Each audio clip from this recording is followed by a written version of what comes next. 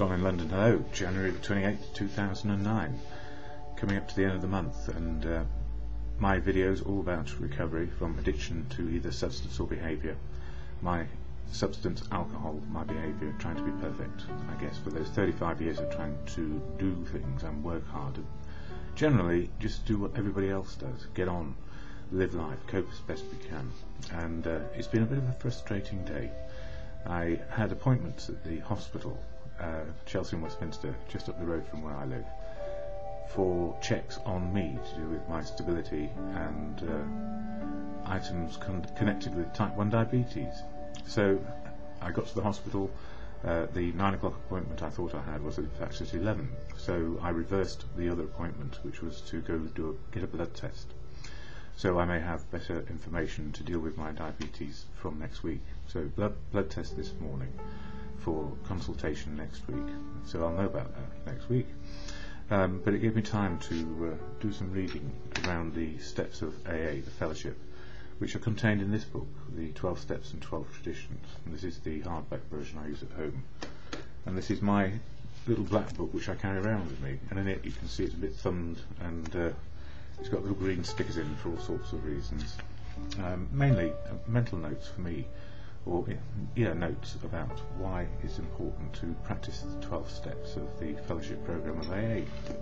Now, AA saves my life on a daily basis because it's a fellowship, and in fellowship ordinary people who've had a problem with drink go, listen, hear, experience strength and hope, and that's it simply, experience strength and hope. But to back it up, the literature books help. And the 12 by 12, I had my little black book copy with me whilst I was waiting for the blood test, which took an hour and a half in a queue, and one needs patience with our National Health Service, but at least it gets there in the end.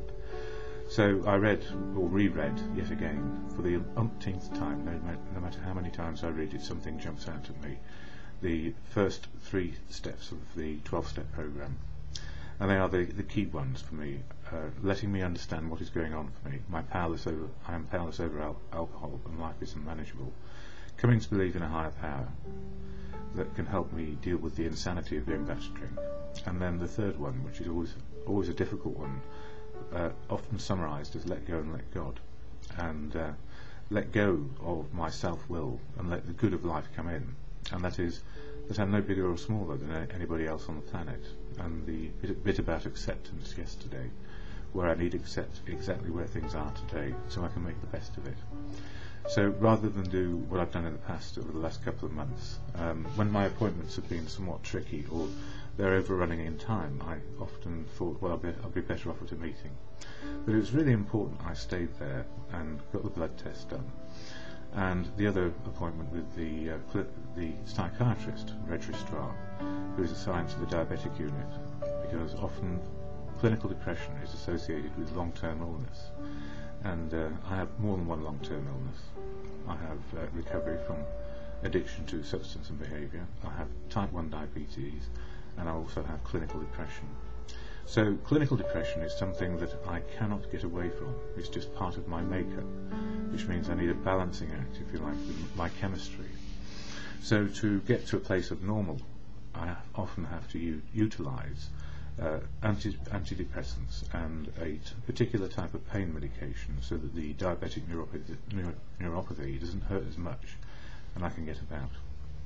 So in between all that, it was a very tiring, exhausting day. Telling one's truth to a professional who has no other agenda than looking at me and seeing what is best for me. And believe you me, when you're sitting with a person who has many years experience of dealing with depressive illness, it's you can't hide. And I guess for me, I have been hiding a little bit away from those things which have been really hurting me deeply. And the consultation went as it could, and I got the advice I needed. So something I need to do is trying not to compulsively help other people and not put myself second all the time. So compulsive helping has been something which I've been used to doing all my life, and it's something which has got in the way of me being able to have my life, be happy and live in the day, one day only, this one special day, the one where it's the here and now reality. So all that meant if you go to see a psychiatrist and they say, how do you feel today, I was a bit surprised when I broke down.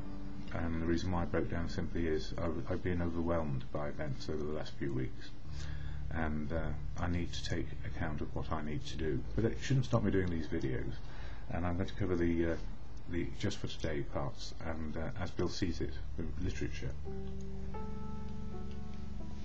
and hopefully see what I could have done or achieved today, or have achieved in comparison to what is suggested in these pages.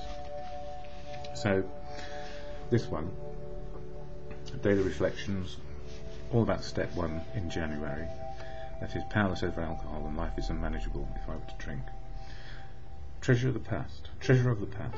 Showing others who suffer how we were given help is the very thing which makes life seem so worthwhile to us now. Clinging to the thought that, in God's hand, the dark past is the greatest possession we have, the key to life and happiness for others. With it you can avert death and misery for them. Alcoholics, page 124, that's the big book. What a gift it is for me to realise that all those seemingly useless years were not wasted. The most degrading and humiliating experiences turned out to be the most powerful tools in helping others recover. In knowing the depths of shame and despair, I can reach out with a loving and compassionate hand and know that the grace of God is available to me. And as you know from, if you've been watching my videos, the grace of God is God is shorthand for me. As Gandhi said, God is truth, God is love. And with those ideas firmly in my head, God is truth, and the spiritual connection to life is truth. Spiritual life is the gift that everybody has. It's the gift that keeps on giving. It's every single day we have to make good our lives, and to do it in a way which is not overstepping our importance or status, which is the same as anybody else, nor putting other people second in our lives. So we don't trample on each other, we just try and work out how to coexist as best we can. So that was good. It was a daily reflection which reminded me that with an understanding of truth spiritual, truth, God is truth, just simply that. It doesn't need to be bigger or smaller. It doesn't mean that we can manifest great wisdom around coping with life or trying to make life better than another person's life. The gift of life is the gift that keeps on giving until we expire. And in this book, as Bill sees it, quantity or quality, about this slip business. And a slip in AA really means a relapse, going out for another go at the substance which gnaws at our heads if we don't deal with it. That's alcohol. And also relapse can be on, I guess, behaviour as well, the addictive behaviour. And mine is, as I said, probably compulsive helping. So it says here, about this slip business, I would not be too discouraged. I think you are suffering a great deal from needless guilt. For some reason or other, the Lord has laid out tougher paths for some of us, and I guess you are treading one of them. God is not asking us to be successful. He is only asking us to try to be successful. That you are surely doing, and have been doing. So I would not stay away from AA through feeling any feeling of discouragement or shame, as if you have a relapse or a slip. It's just the place you should be. Why don't you try just as a member? You don't have to carry the whole AA on your back, you know. It is not always the quantity of good things that you do, it is also the quality that counts. Above all, take it one day at a time. And you know, when we take it one day at a time, and as I have said, my New Year's resolution, one day at a time, is simply to do less more thoroughly. That is, to look after myself, and I will get more on that next week when I get the results back of my blood tests.